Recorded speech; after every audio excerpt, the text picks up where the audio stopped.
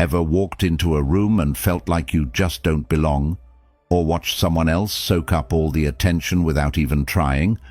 What if I told you that it's not about luck or looks, but habits?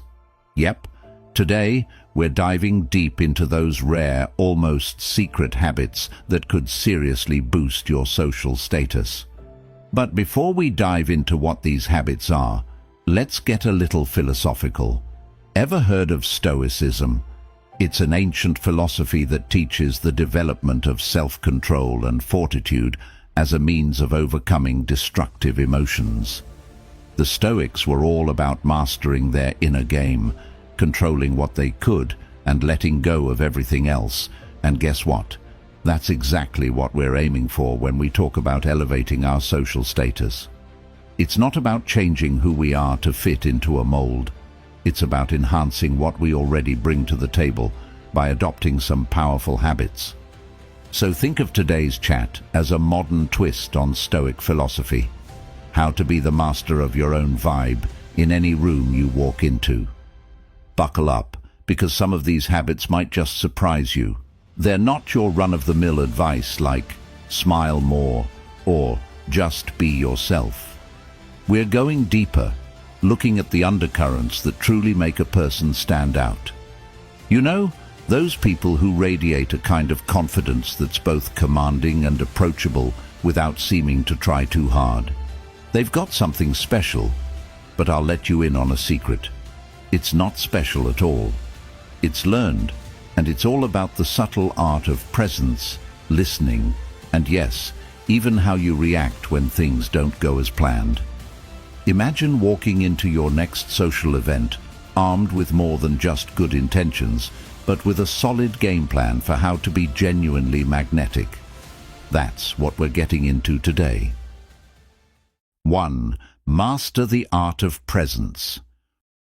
One of the most pivotal moments in any social setting isn't when you start speaking, it's the moment you step into the room. Think about the last time you really noticed someone making an entrance. What was it about them that caught your eye? Chances are it wasn't just their outfit or a flashy smile, but the way they carried themselves, their presence. This is what the Stoics might call prohairesis, or the art of using your moral will wisely. It's about cultivating a demeanor that reflects confidence and intentionality, even before a single word is spoken.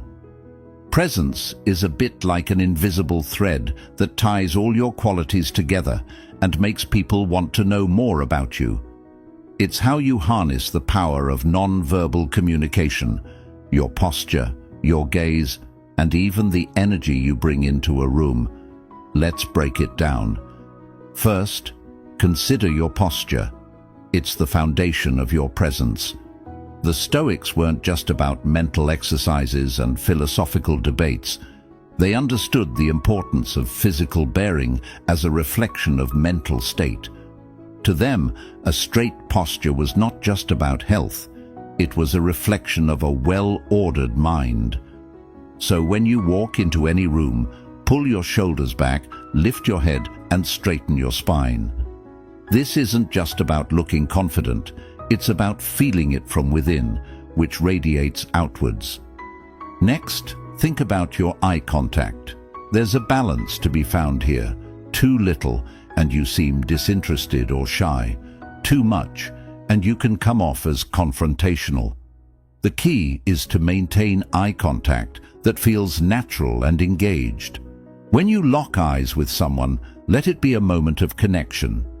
You're not just looking, you're seeing them, acknowledging their presence just as strongly as you project your own. This mutual recognition, this shared moment, is where real connections are sparked. Now let's talk about the energy you bring into a space. This goes beyond just feeling energetic or being upbeat. It's about your emotional state, your vibes, if you will. The Stoics taught that our emotions could either control us or be controlled, and this is never more critical than in social interactions. By choosing to enter a room with a positive, open energy, you set the stage not just for how others will perceive you, but for how they will interact with you. This doesn't mean you have to be the life of the party or the loudest voice in the room. It's about being genuinely at ease with yourself, comfortable in your surroundings, and open to the interactions that come your way. Practicing presence also means being prepared to engage. Before you even step foot in the room, take a moment to collect your thoughts, to remind yourself of your worth and your purpose there. It could be as simple as a quick mental affirmation or a brief moment of mindfulness, focusing on your breathing and centering yourself.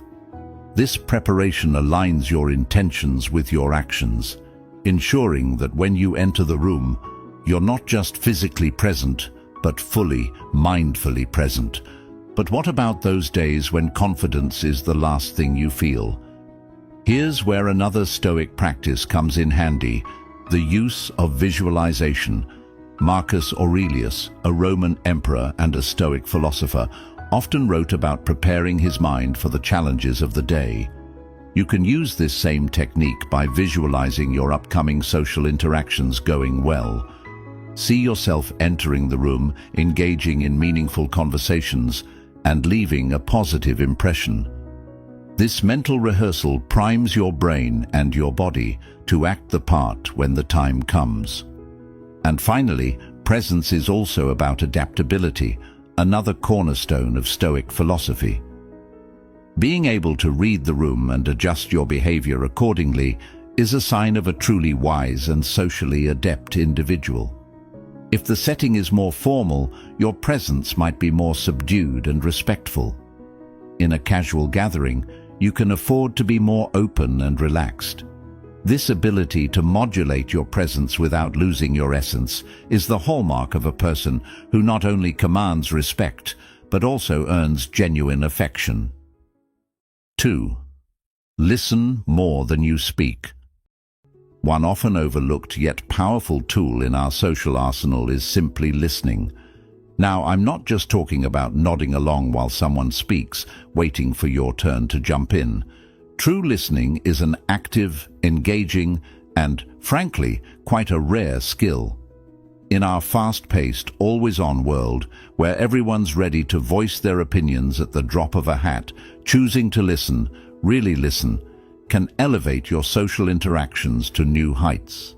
You see, listening is a form of respect, and it's also a fundamental aspect of Stoic practice. The Stoics, like Zeno or Chrysippus, believed in the power of listening to understand, not merely to respond. They emphasized that we should listen more than we speak, reflecting on others' words as a way to gain wisdom and broaden our perspectives. When you listen attentively, you're not only gathering information, but you're also showing the speaker that you value their thoughts and time. This establishes a level of trust and respect that is hard to replicate through any other means. Active listening involves much more than passive hearing. Imagine you're in a conversation where you're genuinely absorbed by what the other person is saying. You're not just hearing their words, but you're also picking up on their emotions, their body language, and the subtext of their speech. This level of engagement allows you to respond more thoughtfully, making the conversation more meaningful for both parties involved. The Stoics practice this by focusing their attention fully on the present moment and the person they are with, cultivating a kind of mindfulness that enriches interactions. Moreover, active listening shapes how you respond in conversations. When you truly listen, you learn to respond with relevance and depth, which further enhances your relationships. For example, if someone shares a personal story, instead of immediately offering advice or an anecdote of your own, you might ask them how that experience made them feel or what they learned from it. This shows that you're not just participating in the conversation, you're invested in it. This can be particularly powerful in settings where building rapport is crucial, such as networking events or team meetings. But how can you become a better listener? Start by being fully present. In a world where it's all too common to glance at our phones or look around the room during a conversation, giving someone your undivided attention is a significant gesture. It might help to think of each conversation as a Stoic exercise in mindfulness and self-control, where you consciously choose to focus on the other person, tuning out distractions. Additionally, encourage the speaker. Little affirmations like nodding or simple interjections like "I see" or "that sounds challenging" can go a long way. These cues signal to the speaker that you are engaged and appreciate what they're sharing. This doesn't just make the speaker feel respected, it also makes the conversation richer and more interactive. Remember too that good listeners are perceptive to the flow of dialogue. They know when to ask open-ended questions that encourage the speaker to open up and share deeper thoughts and feelings. Questions like, "What happened next?" or "How did that make you feel?" can open up the conversation, providing more depth and insight. These are techniques not just of social interaction, but of philosophical inquiry, reminiscent of the Socratic method, which is fundamentally a form of philosophical dialogue. In practice, becoming a great listener can also involve reflecting back what you've heard, a technique known as reflective listening. This not only shows you've paid attention, but also helps clarify and deepen understanding for both parties. For instance, you might say, "It sounds like that was a really rewarding experience for you." This reflection not only validates the speaker's feelings, but also encourages them to continue sharing. 3. Bring out the unexpected. You know, there's something inherently intriguing about someone who can surprise you. It's that moment when you think you've got them all figured out, and then bam, they reveal a layer you never expected. This is not just about being unpredictable for the sake of it. It's about sharing those unique aspects of yourself that make you, well, you. It's about allowing your hidden depths to shine, just when everyone thought they had seen all there is to see. Reflecting on Stoicism, we're reminded of the importance of self-knowledge and authenticity. The Stoics emphasize knowing oneself truly and deeply, which includes embracing and revealing aspects that may not be immediately obvious. Think about Marcus Aurelius. He was not only a Roman emperor, but also a philosopher who reflected deeply on personal growth and virtue. His writings reveal a side to him that many might not expect from a powerful leader. A thoughtful, introspective individual grappling with his own challenges and striving for personal betterment. So, how does this translate into our social interactions? Well, by allowing your unexpected qualities to emerge, you're not just adding depth to your social persona, you're inviting others to reconsider their initial impressions and engage with you on a richer level. For instance, maybe you're known among your colleagues for being the analytical, reserved type. Imagine their surprise when you lead the charge at a community volunteer event, showing a passionate, altruistic side. Or perhaps you're usually the life of the party, always ready with a quick joke, but then you share a thoughtful, well-informed opinion on a book that's not just entertaining, but deeply philosophical. These revelations do more than just surprise people. They make you memorable. They spark conversations and can change how people perceive you, often leading to deeper relationships built on genuine curiosity and respect. Plus, showing different facets of your personality can be incredibly refreshing. It keeps your social interactions dynamic and prevents you from being pigeonholed into a single identity. To cultivate this habit, start by considering what aspects of yourself you typically keep under wraps. What hobbies, talents, or thoughts do you usually hold back on sharing? Maybe you have a knack for painting, a love for classical music, or a penchant for astronomy. These interests might seem out of character to someone who only knows you superficially, but they are parts of what make you complex and whole. Another way to bring out the unexpected is through your reactions and contributions to conversations. Stoicism teaches the value of moderation and restraint, but it also encourages wisdom and discernment. You can apply this by choosing moments to interject with insights or opinions that others might not anticipate from you.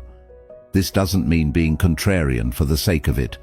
Rather, it's about thoughtfully contributing in ways that add value and alter perspectives, enriching the discussion. And don't underestimate the power of humor as a tool for revealing the unexpected.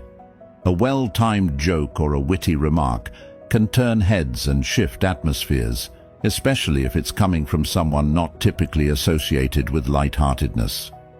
Humor can be a bridge, connecting you to others in moments of shared laughter and joy, which in turn opens up new pathways for interactions.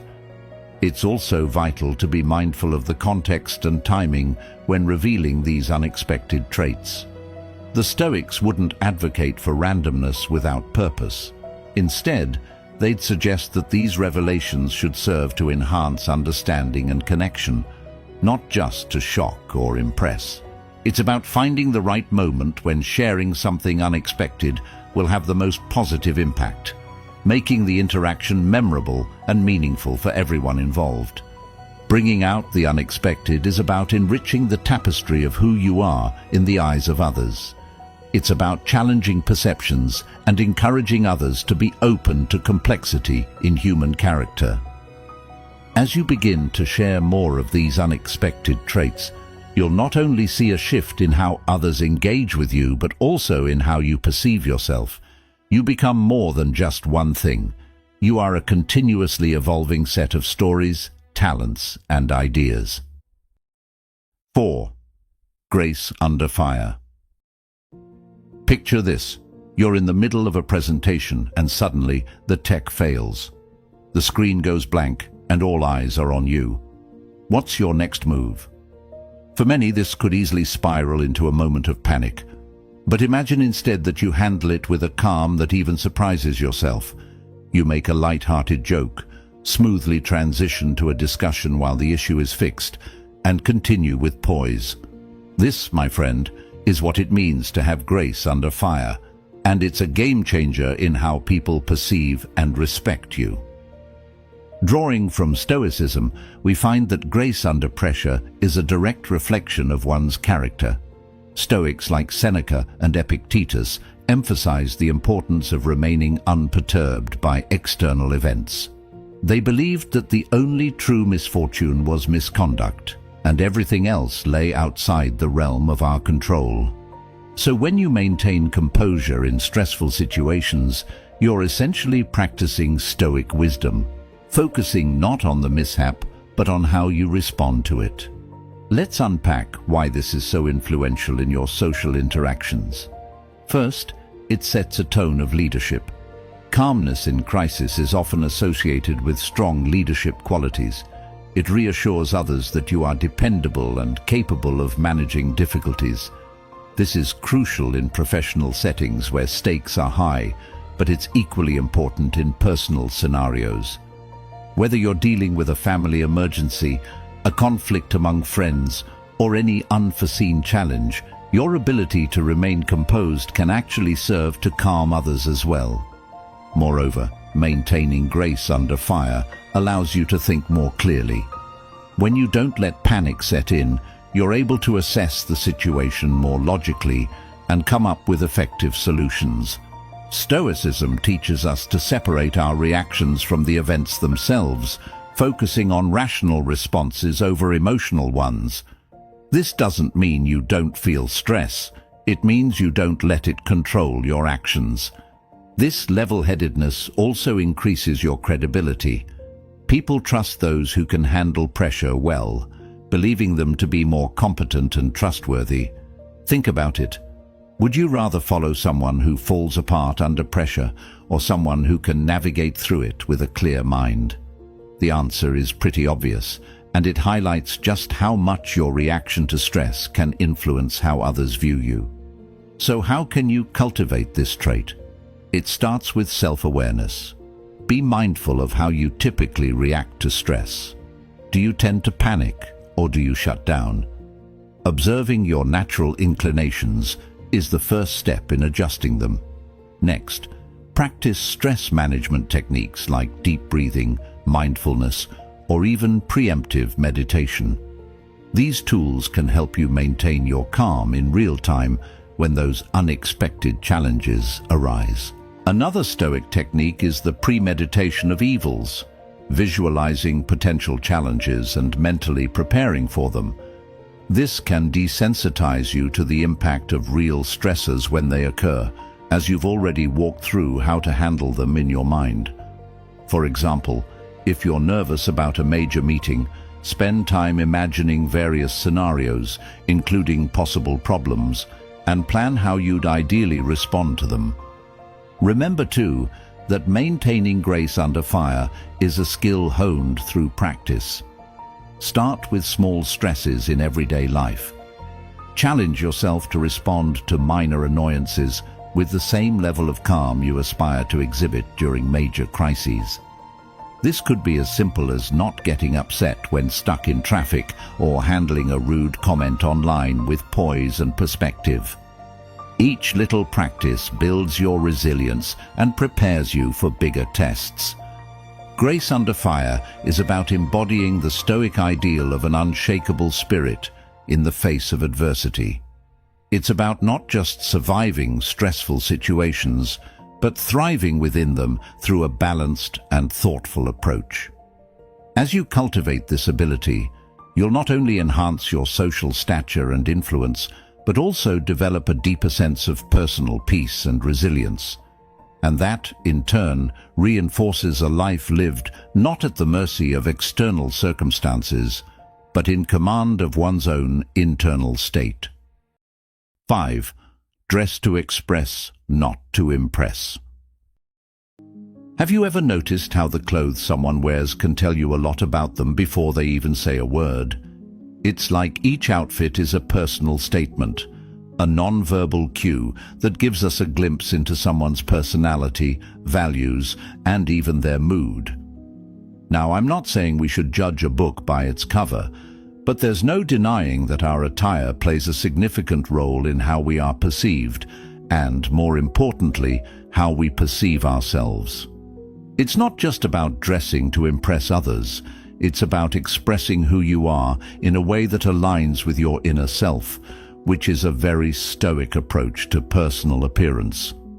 Stoicism teaches us about the virtue of authenticity, being true to oneself in thoughts, words, and deeds.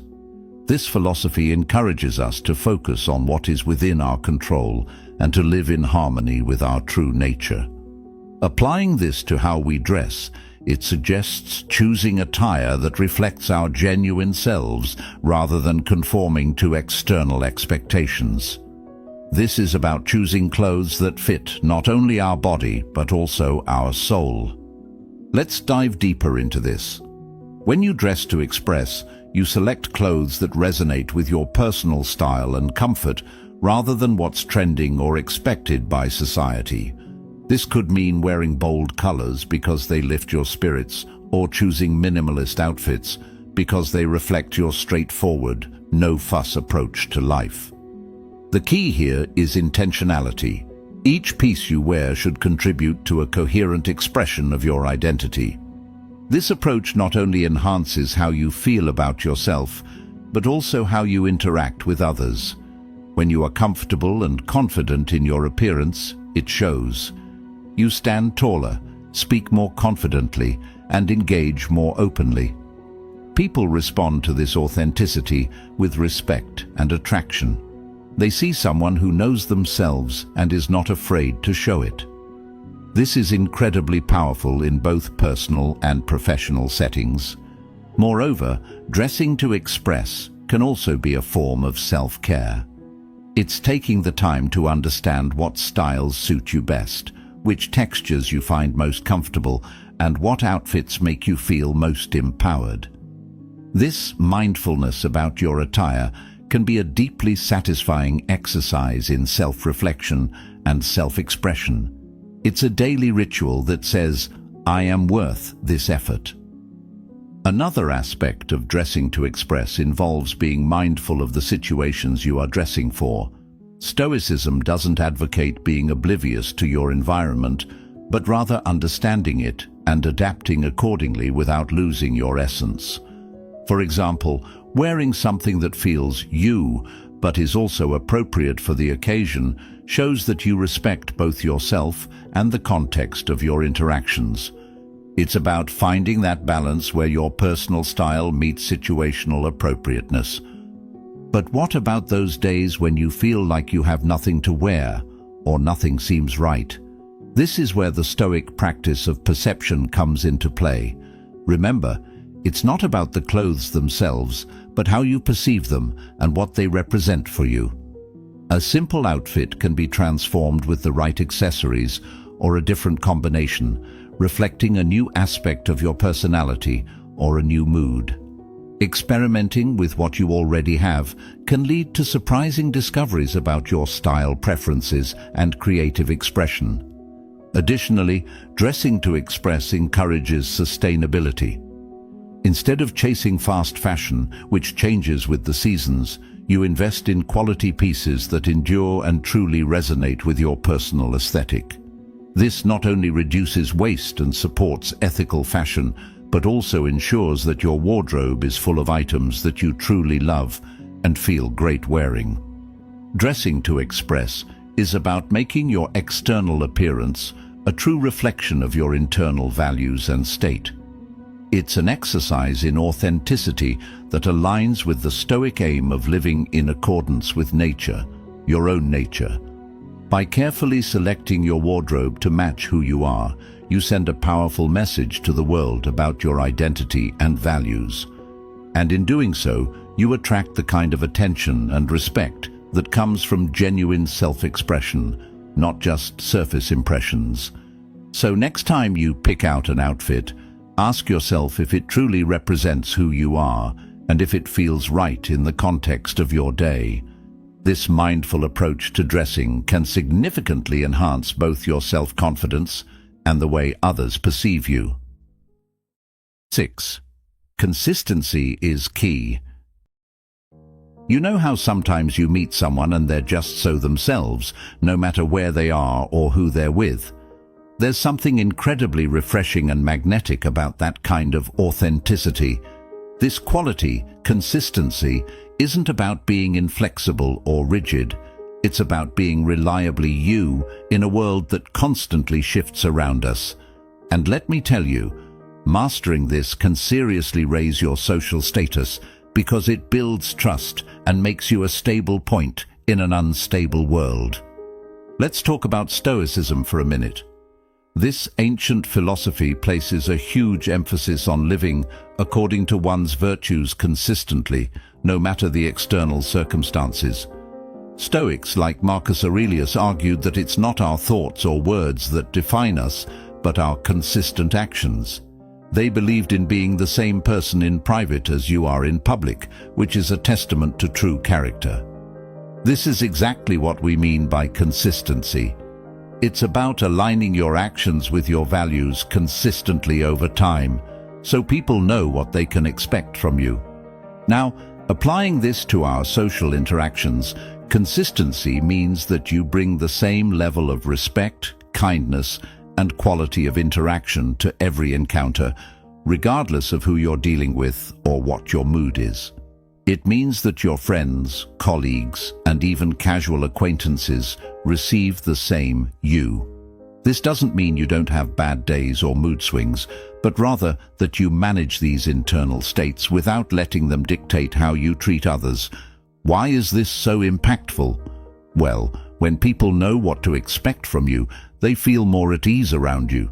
They trust you more because you've shown that you're reliable and dependable. In professional settings, this kind of consistency can make you a go-to person, someone seen as a pillar of strength and reliability.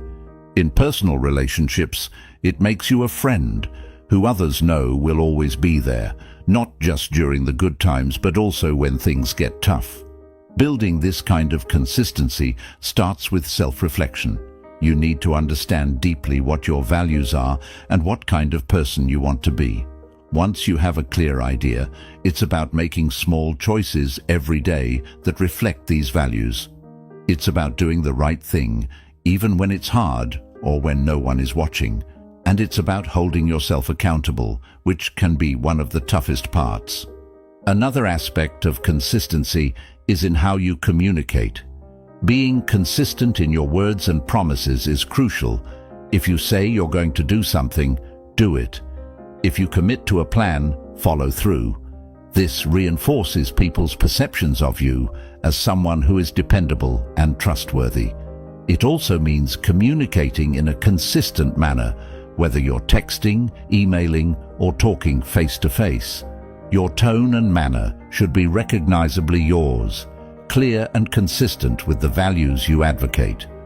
Moreover, Stoicism teaches us to remain equanimous in the face of life's ups and downs.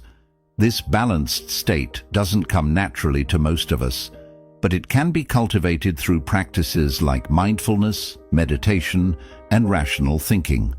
These tools help you maintain a consistent demeanor by giving you control over your reactions. They enable you to meet both success and failure with a steady heart and mind, which is incredibly compelling to those around you. But here's a key point. Consistency is not about perfection. It's about effort. It's about making a conscious decision every day to be a little bit more like the person you aspire to be.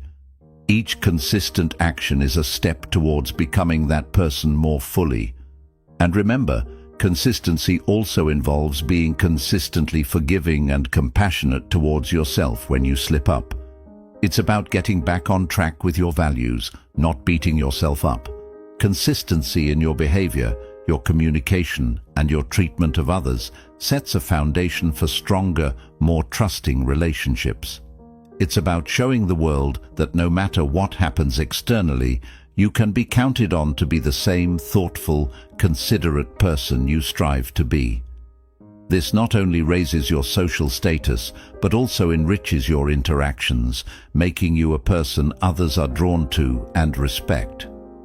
So, think about what consistency means to you, and take those steady, purposeful steps towards living it out every day. The impact, just like the effort, will be profound and lasting. As we wrap up today, remember that the true essence of raising your social status isn't found in superficial changes, but in the consistent, genuine expression of who you are.